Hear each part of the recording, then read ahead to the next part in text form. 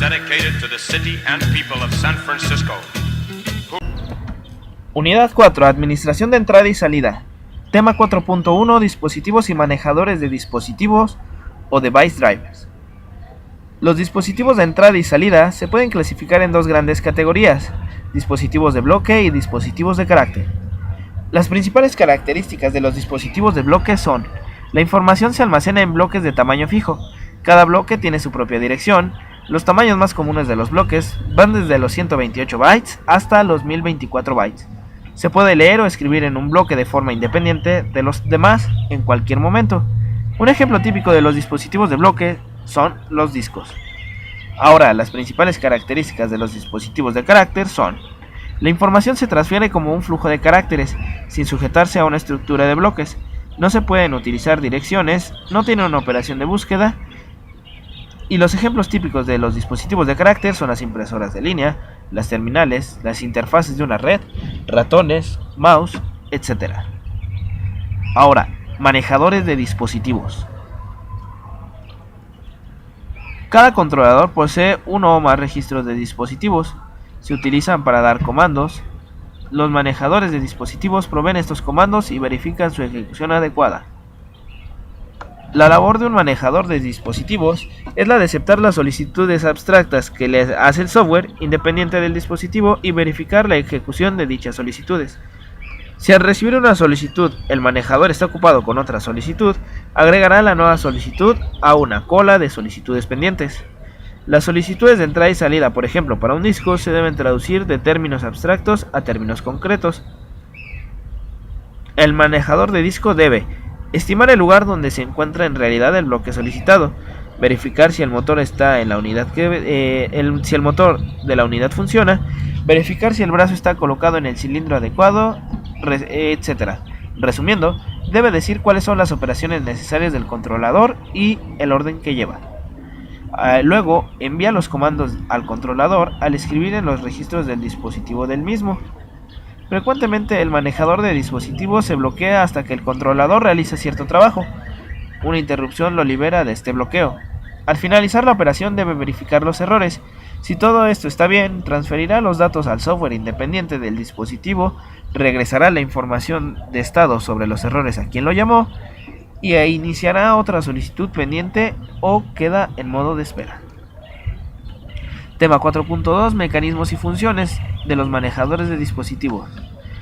Las funciones generalmente realizadas por el software independiente del dispositivo son: la interfaz uniforme para los manejadores de dispositivos, el nombre del dispositivo, la protección del dispositivo, proporcionar un tamaño de bloqueo independiente del dispositivo, hacer uso del buffer, la asignación de espacio en los dispositivos por bloques, la asignación y liberación de los dispositivos de uso exclusivo y el informe de errores.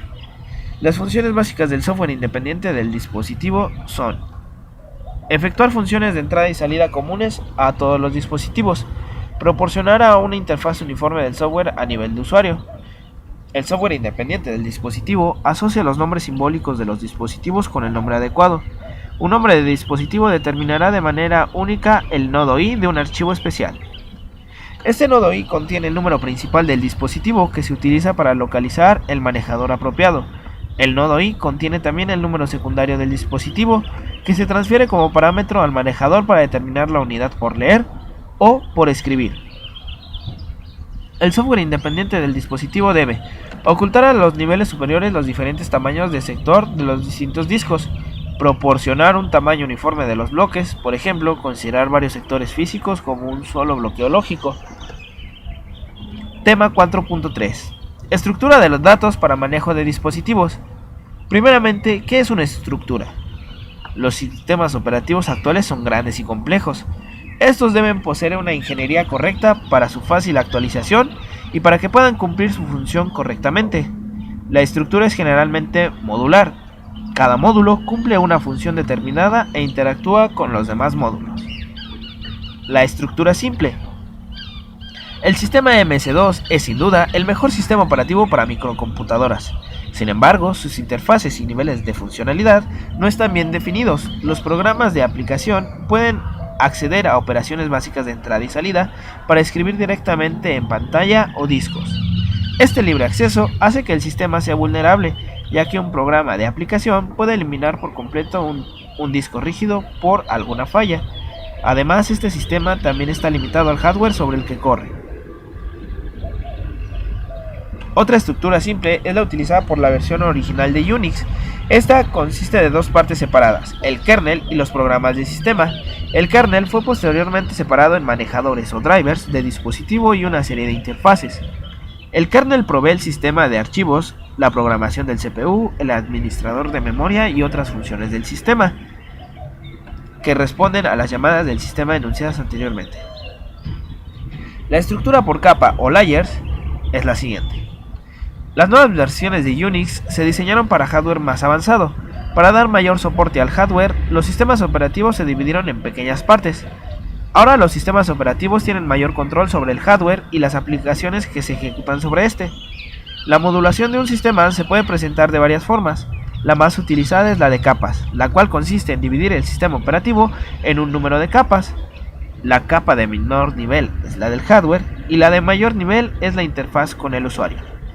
La principal ventaja es que cada capa cumple con una serie de funciones y servicios que brinda a las otras capas. Esto permite una mejor organización del sistema operativo y una depuración más fácil de este. Cada capa se implementa solo utilizando las operaciones provistas por la capa del nivel inferior. Una capa no necesita saber cómo se implementan estas funciones, solo necesita saber qué operaciones puede realizar. Tema 4.4 Operaciones de entrada y de salida. Funciones que realizan. Vamos a señalar las funciones que debe realizar un computador para ejecutar trabajos de entrada y salida. El direccionamiento o sección del dispositivo que debe llevar a cabo la operación de entrada y salida, la transferencia de los datos entre el procesador y el dispositivo, en uno u otro sentido, la sincronización y coordinación de las operaciones. Esta última función es necesaria debido a la diferencia de velocidades entre los dispositivos y la CPU, a la independencia que debe existir entre los periféricos y la CPU. Por ejemplo, suelen tener relojes diferentes.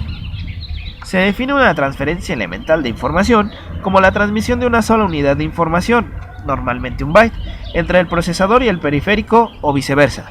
Para efectuar una transferencia elemental de información, son precisas las siguientes funciones. Establecimiento de una comunicación física entre el procesador y el periférico para la transmisión de la unidad de información. El control de los periféricos, en que se incluyen operaciones como prueba y modificación del estado del periférico. Para realizar estas funciones, la CPU gestionará las líneas de control necesarias. Definiremos una operación de entrada y salida como el conjunto de acciones necesarias para la transferencia de un conjunto de datos, es decir, una transferencia completa de datos.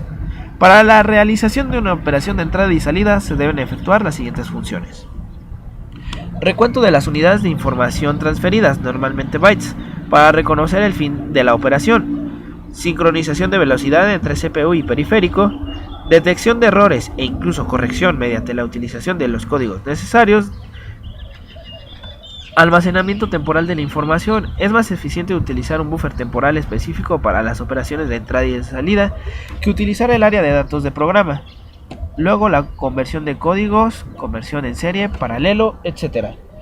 Esto sería todo de la unidad 4. Somos el equipo 4 mujeres, 2 hombres. La voz que escuchan es la de Roberto Francisco. Que tengan buen día.